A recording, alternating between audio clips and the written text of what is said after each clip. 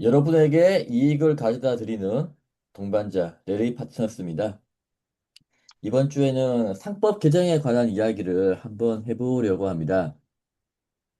저희가 생각하기에 상법 개정은 분명히 소액주주를 보호하고 전체 시장에 좋은 방향으로, 특히 주가지수 그리고 개별 주식의 상승에 충분한 기여를 할 수 있다라고 생각을 하고 있습니다. 다만 소액주주들, 그 일부 소액주주들, 그리고 투자자분들이 생각하는 부분이 어떤 거냐면, 상법 개정, 특히 이사회 충실 의무만 개정이 된다 그러면, 회사는 모든 주주에 대해서 이해관계를 따져야 하고, 회사가 여태까지 진행을 하던 건 다 할 수가 없고, 주주가 요구를 하면 뭐든지 들어줘야 된다고 생각하시는 분들이 많아서, 그게 아니다라는 걸 이야기하고 싶고요.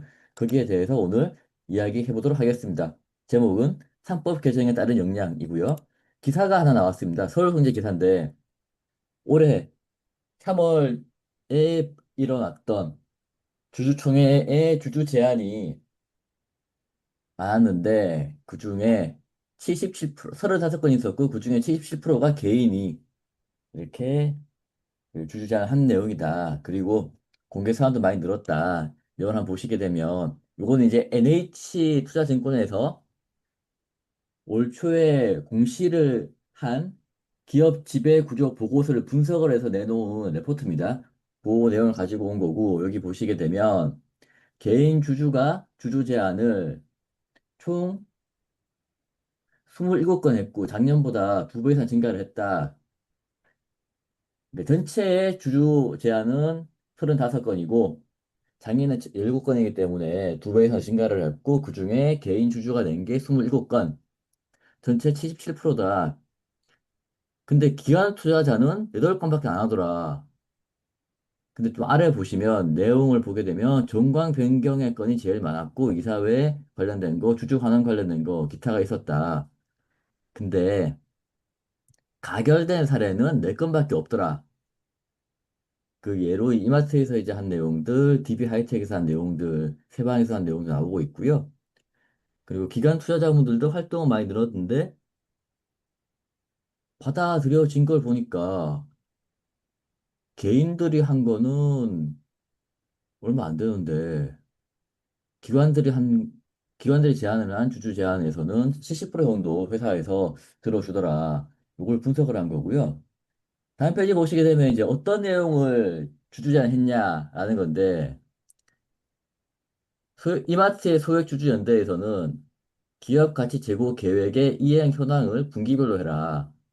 기업 가치 제고 계획에 대해서도 지금 할까 말까 하는 마당에 이 이행 현황을 분기별로 하라 그러니까 안 하죠. 특히나 이제 이마트 같은 경우에 지분율도 정해진이 많이 가지고 가다 보니까 힘든 거고요. 고려아행 같은 경우에는 이제 이거는 영풍이랑 한국기업투자홀딩스에서 제안을 했는데 저거는 이제 경영권 분쟁이 있었기 때문에 했던 거니까 이제 일반적인 상황 아니라고 보고요. 제일 밑에 보시면 이제 고려제강이라고 있는데 여기는 시가총액 5천억에 자산 2조쯤 되는 회사입니다. 여기서 이제 배당금을 높여달라, 자사주 매입 소각을 해라 라는 거는 부결됐고 IR 활동 강화 요청 요 안건은 승인이 됐는데 제가 찾아보니까 주주총회 공고나 뭐 다른 내용에서는 IR 활동을 어떤 식으로 강화하기 원하는지가 나와 있지가 않았습니다.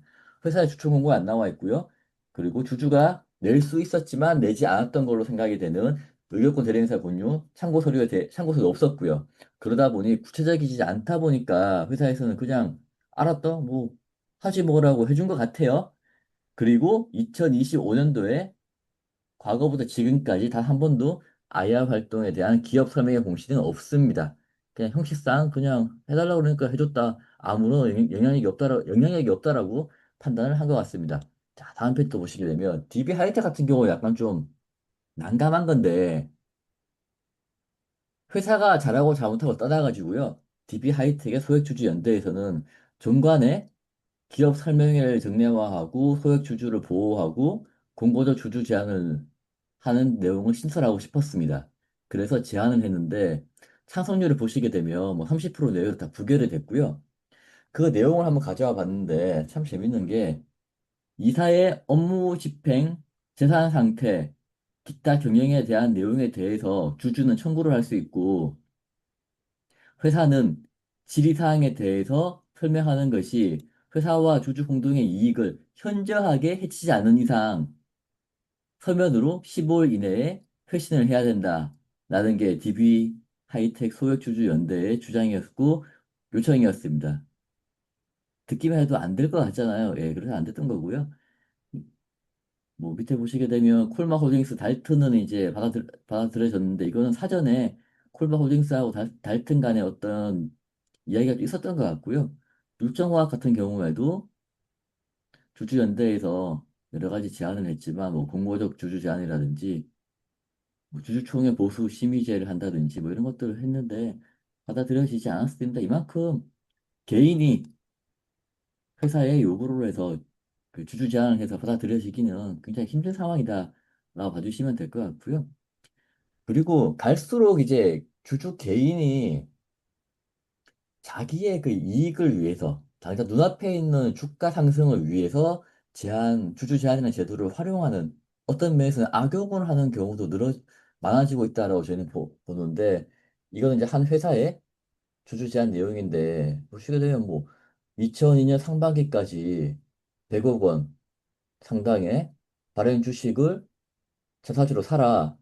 이 회사 당시의 시가총액이 2천억 내외였습니다. 3천억이 안 됐는데 어, 시가총액의 30% 정도를 갖다가 자사주로 사라고 요구를 하고 있고 이걸 갖다 당장에 소각을 하라고 그러고 대표이사 보수를 7,200만으로 해라. 이거는 대표이사를 갖다가 어떤 측면에서 명예훼손이 아닌가라는 생각이 들 정도로 그리고 7,200만 원이 어디서 나왔는지 그건 없죠. 이런 문제가 좀 있었고요. 여기에 대해서 그 회사에 좀 전에 보셨던 이 회사의 주주연대에서 이제 올해 초에 다시 이제 냈던 그런 그 주주 서한 내지는 주주연대에서 밝혔던 공고문 같은 건데 참 재밌는 게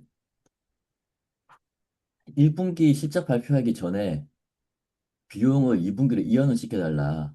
이거는 어쩌면 불식회계 이슈도 생길 수 있는 내용이고 처음부터 끝까지 보시게 되면 주가가 많이 빠졌다. 주가가 방향을 잡지 못하는 느낌이다. 사업 진행에 대해서 기사를 좀 많이 내달라. 주가를 올리는 것보다 방향이 중요하다. 방어가 중요하다. 주가의 하단 지지를 위해서라도 주가의 방어가 중요하다. 뭐 처음부터 끝까지 주가 얘기밖에 없습니다. 이 말은 내 눈앞에 있는 주가를 올려내라밖에 안 되죠. 이런 식의 주장을 해서는 전혀 뭐 회사에서 받아들여 줄 수 없고요. 그 다음 페이지 보면 더 이제 난감한 게 자사주 소각이나 대표이사 증여를 해라.